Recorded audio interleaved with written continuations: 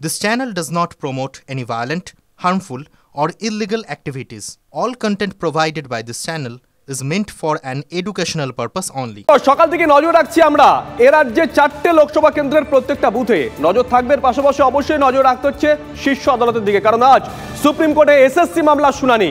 গতকাল মামলা শুনানি পিছিয়ে যায়, ঠান্ডা মাথায় সব পক্ষের বক্তব্য শুনবো, মন্তব্য করেন প্রধান বিচারপতি। সুপ্রিম কোর্টে যোগ্য অযোগ্যদের আলাদা তালিকা জমা দেবে কি এসএসসি?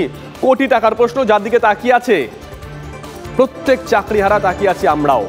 এই মুহূর্তে আমাদের সঙ্গে রয়েছেন তিনজন সহকর্মী, রয়েছেন শ্রাবন্তী, সোমা এবং রয়েছেন সুমন। একে একে যাই। শ্রাবন্তী, তোমার কাছে আগে যাই। ঘড়ির কাঁটা 10:32, কোর্টের পার্টটা আপডেটটা নিয়ে নেই।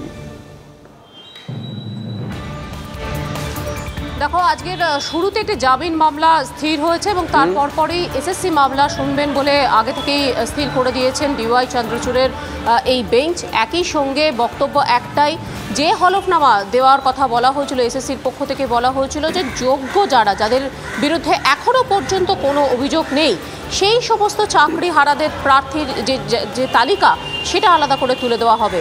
অর্থাৎ এই তালিকা আজকের হলফনামা আকারে তুলে দেওয়া হচ্ছে কিনা যেমন দেখা হবে, আবার এই তালিকা তুলে দিলেই সেটা গ্রহণযোগ্যতা পাবে কিনা সেটা নিয়েও প্রশ্ন উঠছে। সেটা নিয়েও দেখা যাবে আজকে যে স্থগিতাদেশ রয়েছে, অর্থাৎ যে সুপার নিউমারি পোস্ট তৈরি করা হয়েছিল, অতিরিক্ত পোস্ট তৈরি করা হয়েছিল, সেটার উপরে আপাতত স্থগিতাদেশ রয়েছে। কিন্তু দুর্নীতি যে হয়েছিল সেটা শীর্ষ আদালত প্রথম দিনের শুনানিতেই স্পষ্ট করে দিয়েছিল। কতখানি স্বস্তি পাবেন চাকরিহারারা, আদৌ কি স্বস্তি পাবেন? সমস্ত যারা রয়েছেন তাদের নজর এদিকেই রয়েছে। বেশ কিছু নতুন আপিল জমা পড়েছে বলে গতকাল জানানো হয় আদালতে। সেই আপিলগুলোরও আজকের একসঙ্গে শুনানি হবে বলেছিলেন বিচারপতি। আজকের একই দিকে নজর রয়েছে সকলের, আর কিছুক্ষণের পরেই এই মামলার শুনানি হবে শীর্ষ আদালতে। শুভজিৎ, সঙ্গে থাকো। সুমন মহাপাত্র আমাদের সঙ্গে রয়েছেন, আমাদের সহকর্মী। সুমন, দেখো, যোগ্য বাছাই করা তো এসএসসির কাজ, তাই না? মানে যোগ্য বাছাই করা ইন জেনারেল বলছি আমি, এসএসসিকে যেমন আমরা দেখে এসেছি বা দেখতে চাইও, এখানে যোগ্য অযোগ্য দুটোই বাছাই করতে হচ্ছে এসএসসিকে। জানি না পারবে কিনা সুমন।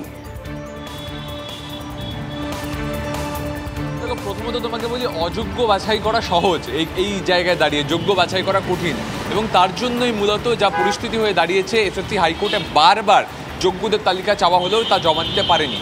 এখন সুপ্রিম কোর্টে আজকে প্রধান বিচারপতি ডিওয়াই চন্দ্রচূড়ের যে বেঞ্চ বসেছে, তারা এখনও মামলা শোনা শুরু করেনি। প্রথমে যেমন শ্রাবন্তী বললো, একটি জামিন মামলা শোনার পর তারা এই মামলা শুনবে, এবং আজকে এই মামলার জন্য যথেষ্ট বরাদ্দ সময় রয়েছে, আর্গুমেন্ট হবে। সেই জায়গায় দাঁড়িয়ে যোগ্য অযোগ্যের পৃথক তালিকা পেশ করার যে কথা বিভিন্ন মহল থেকে উঠে আসছে, আমরা এসএসসি সূত্রে যা জানতে পারছি, আজকে কিন্তু তারা কোনো তালিকা পেশ করছে না। তারা শুধুমাত্র পরিসংখ্যান এবং সংখ্যাতত্ত্ব পেশ করে বলবে যে এরা অযোগ্য, তাহলে আপাত দৃষ্টিতে বাকিরা যোগ্য। কিন্তু বাকিরা যে যোগ্য, তাদের যে একাডেমিক নম্বর বাড়ানো নেই, তাদের ক্ষেত্রে ইন্টারভিউতে ম্যানিপুলেশন নেই, তা জোর গলায় বলতে পারছে না এসএসসি, এবং তার জন্যই এত সমস্যার সূত্রপাত। দেখা যাক আজকে সুপ্রিম কোর্টে কি স্ট্যান্ড। এবং এসএসসি চেয়ারম্যানকে তুমি প্রশ্ন করেছিলে সুমন, তিনি আরো একটা কথা বলেছেন। তুমি জিজ্ঞাসা করেছিলে যে ওএমআর গুলো থাকলে কি সুবিধা হতো, তিনি বলেছিলেন হ্যাঁ, আইনগত সুবিধা হতো। মানে আজকে জানি না ঠেকায় পড়ে মানছেন কিনা এটা সুমন। একেবারে দেখো, ওএমআর গুলো থাকলে অনেক সুবিধা হতো। তার কারণ আজকে যদি সুপ্রিম কোর্ট বলে আপনারা ওএমআর পুনর্মূল্যায়ন করুন, দিয়ে যোগ্য অযোগ্য তালিকা তৈরি করুন, ধরা যাক এই হাইপোথেটিক্যাল সিচুয়েশন হলো, সেই জায়গায় দাঁড়িয়ে তখন এসএসসিকে বলতে হবে আমাদের কাছে অরিজিনাল ওএমআর নেই, আমাদেরকে সিবিআই বাজেয়াপ্ত করা ওএমআর উপর ভরসা করতে হচ্ছে। সেটা আবার এভিডেন্স একটা যদিও গ্রহণযোগ্য, এসএসসি কিন্তু বারবার করে বলছে এই ওএমআর গুলোকে আমরা মেনে নিচ্ছি না। তাহলে যে ওএমআরকে এসএসসি মেনেই নিচ্ছে না, সেই ওএমআর এর ভিত্তিতে কিভাবে মূল্যায়ন হবে? একাধিক প্রশ্ন রয়েছে। সেক্ষেত্রে সুপ্রিম কোর্ট কোন নির্দেশ দেয়, স্থগিতাদেশ আদৌ আসে কিনা, এদিকেই কিন্তু সবার নজর। সঙ্গে থাকো সুমন, আসবো তোমার কাছে। সোমা দাস আমাদের সঙ্গে রয়েছেন চাকরিহারাদের মঞ্চ থেকে। সোমা, চাকরিহারা যারা নিঃসন্দেহে তারা তো বটেই, আমরাও তাকিয়ে আছি আজকে শীর্ষ আদালতের দিকে। সোমা,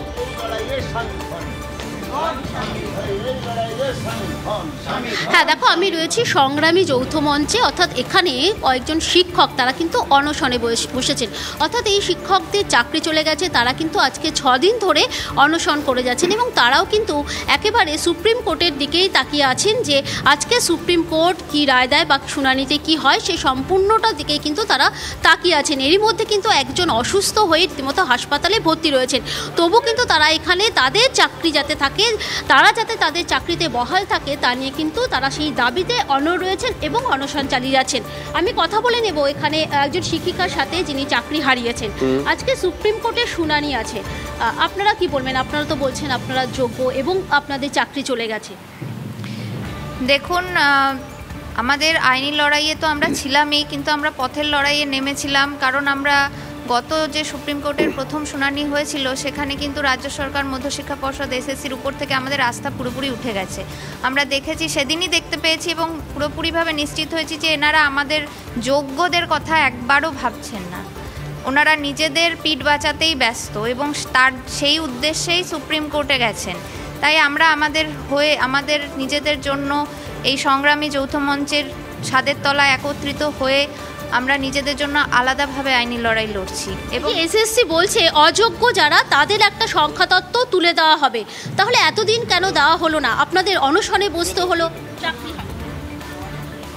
দেখুন, আজকে এসএসসি বলছে যে চাকরি যাবে না বা তারা লিস্ট দেবে, তাও হচ্ছে অযোগ্যদের বলছে না, বলছে যে বিতর্কিতদের।